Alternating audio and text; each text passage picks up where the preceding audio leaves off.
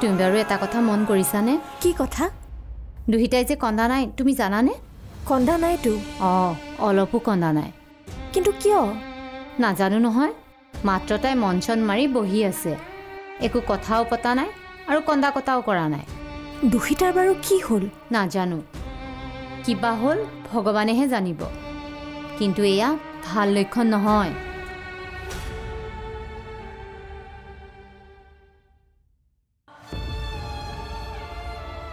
তই ইয়াকে কৰিবলৈ ঘৰৰ পৰা ওলাই গৈছিলি ন?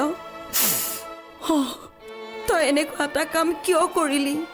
তই নকৰ কাৰণে তই মানে মোৰ বুকু উদং কৰিহে এৰিলি, তাৰ শেষ চিনটো নাইকিয়া কৰিলি। তোৰ বুকু উদং সেইদিনাই হৈছিল মা, যিদিনা তোৰ পুতেৰে মোৰ সমীৰৰ বুকুত গোৰ মাৰিছিল। গাঁৱৰ মানুহক তাক ঠেকেচি মাৰিবলৈ কৈছিল।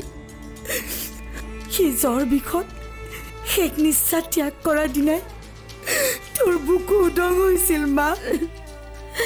কিন্তু আৰু তই কলত উঠোৱা তাৰ শেষ চিনখিনি তাৰ অস্থিহে, সেইটো নহয়। দাদাৰ বাবে মোৰ প্ৰেম আধৰুৱা হ'ল, সমীৰো মৰিল। মোৰ কপালত কোনোদিন সেন্দুৰকণ লোৱাৰ সুখ নহ'ল বা মই তেনেদৰে থাকি গ'লো।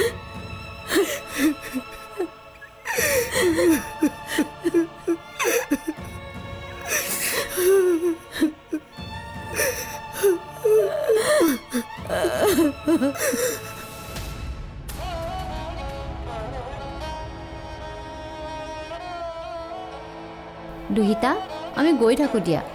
বাচন ধোৱা, কাপোৰ ধোৱা, ঠাই সৰা মোচা কৰা সকলোখিনিয়ে হ'ল।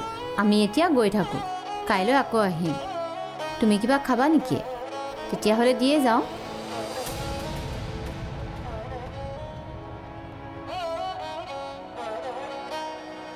মনৰ দুখবোৰ মনতে সাঁচি নাৰাখিবা দুহিতা, নহ'লে কষ্ট হ'ব।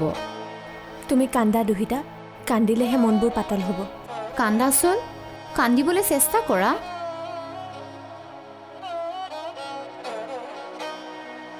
দেখিছানে জ্যোতি, দুহিতাৰ চকুত এটোপালো চকু পানী নাই। এইটো কিন্তু ভাল লক্ষণ হোৱা নাই।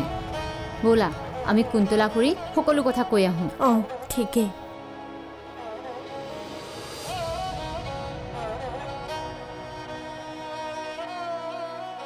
এনেকৈ থাকিলে দুহিতাৰ গাটো বেয়া হ'ব। পানী ফল মূল একোৱেতো খোৱা নাই তাই। নাই খোৱাটো। বাৰু গৈ থাকোঁ ব'লা, ঘৰটোতো কাম আছে। ব'লা দুহিতা, থাকা।